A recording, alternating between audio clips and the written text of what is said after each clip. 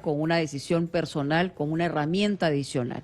Por eso hemos invitado al jefe del Plan de Gobierno y coordinador del Frente Amplio, que es Pedro Franque, y hemos invitado a Severo Cuba, que es el coordinador del equipo de trabajo de educación también del mismo frente, para hablar en general de los temas que representan su opción política y hablar de los temas que a ustedes también le puedan interesar y en el caso específicamente de educación.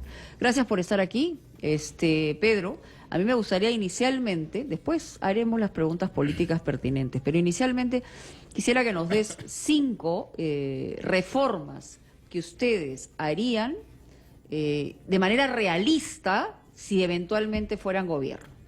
Sí, mira, gracias por la invitación. Estamos con la candidatura de Verónica Mendoza, con el símbolo de la flor, las 3 flores se pide marcar en estas elecciones. Y nosotros tenemos como 4 ejes de gobierno. El primero es economía para la gente, generar empleo digno. Ya, pero para eso hay que reactivar la economía, aumentar el salario mínimo a 1.000 soles, bajar la tasa de interés, sobre todo para los pequeños y medianos empresarios, 4.000 millones de dólares más de inmediato en obras que facilite la inversión privada y los negocios privados en turismo, agricultura, industria, servicios, que son claves para poder generar empleo. El segundo eje es Estado sin corrupción.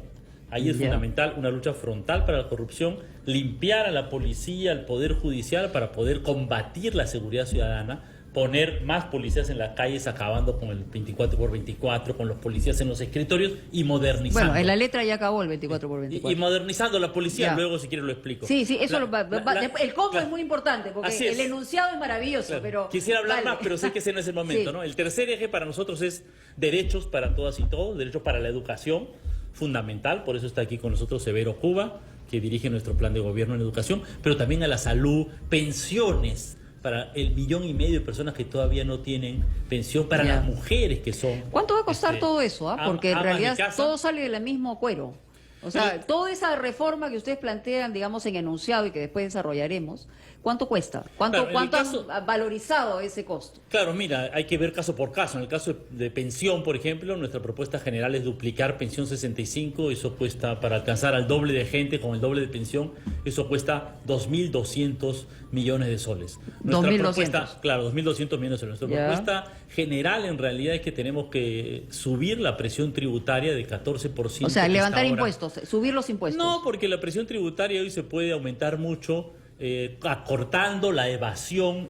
Tendrían el tema de la ilusión y como temas centrales. Ya, pero la evasión de ese 15%, porque es la presión tributaria que tenemos, los que pagamos impuestos solamente del 100% es del 15%. Precisamente buena parte del tema de la evasión es todos los que no están pagando, ¿no? El tema de la evasión se trata de hacer... Pero eso sería cambiar, digamos, la informalidad en el país. Eso de la noche a la mañana no es fácil, En parte, pero en buena parte, mira, Telefónica, que es una empresa recontra formal, le debe 2.200 millones de soles al Estado peruano. Ya, pero eso está judicializado. ¿Cómo lo harían? Por decir un caso, digamos. Pero ¿cómo lo harían? Es que eso suena bien, Pedro, pero ¿cómo lo harían? El tema de Telefónica estamos todos de acuerdo que debería pagar, pero está judicializado. ¿Cómo lo harían?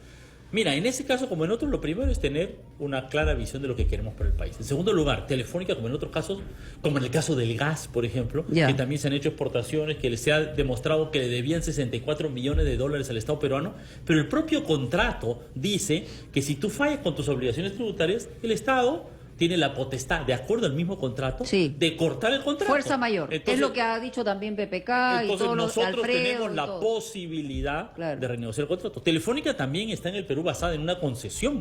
Me explico, no es una empresa... O sea, ¿usted renegociaría un contrato con Telefónica? No necesariamente, pero sí tenemos las armas en la mano, que es la concesión para... forzarla, una respuesta a pagar, más contundente sería más interesante, porque eso también sincera, o sea, tienen las herramientas, pero creen que en las condiciones en las que está hoy se debería renegociar con Telefónica. Claro, yo creo que hay que renegociar los contratos. Hay que renegociar el contrato con Telefónica. Y hay que tener mejores condiciones en la regulación de las concesiones, porque buena parte del problema en la Telefónica y en otros es que la regulación de la concesión es una regulación que no beneficia suficientemente a los peruanos, que le ¿Qué permite otra a la empresa, empresa con qué otra empresa renegociarían contratos ustedes? Mira, o sea, eso, propondría. Lo que pasa es que son las grandes, son emblemáticas, claro, es muy importante. Así es, pero yo creo que lo más importante de nuestro plan de gobierno es cómo empujamos y promovemos a la pequeña y mediana empresa, a la agricultura en el Perú. Nosotros pensamos que la agricultura en el Perú y la pequeña empresa tiene una enorme potencialidad, pero una pequeña empresa o un agricultor, si es que consigue crédito, que con mucha dificultad, paga una tasa de interés de 50%. Un gran empresario paga 5%. Eso. Para pasar al tema de educación, ustedes hablan de subir el sueldo mínimo a 1.000 soles. Ya. Así es. Quizá las grandes empresas no la van a sufrir porque pagan más de 1.000 soles, pues. Son las pequeñas empresas las que la sufren, porque al final son los que tienen menos trabajadores y van a tener que hacer una evaluación bien clara, ¿no? Con quién me quedo y a quién voto.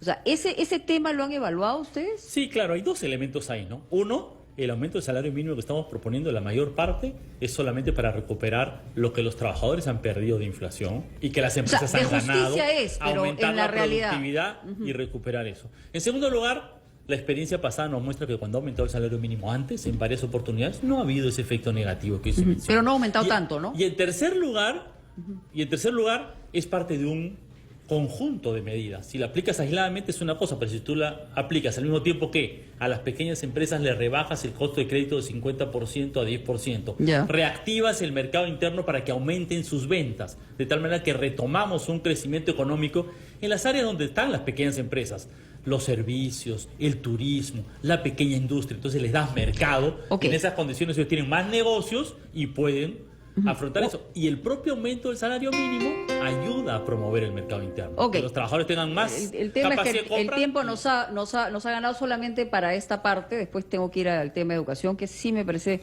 medular e importante. Pero solamente una pregunta bien corta. Verónica Mendoza hablaba de cambiar la Constitución. Como están las cosas, para cambiar la Constitución tú necesitas pues una votación en el Congreso calificada, ¿no es así? Y lo que se ve ahorita es que el Frente Amplio podría pasar a una eventual segunda vuelta si es que la gente determina votar por Verónica Mendoza. Eventualmente hasta, miren, las cosas podían polarizarse tanto que podría ser una opción.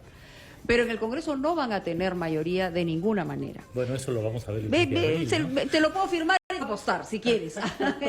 Bueno, pero lo cierto es cómo cambian una Constitución sin siquiera de una representación muy importante. Ese es un tema que hay que pensarlo, porque hay que hablar con la claridad de ideas, y a mí me encanta que la gente tenga todas las herramientas para tomar sus propias decisiones. Luego de la pausa, vamos con educación, y esa respuesta viene después de la pausa.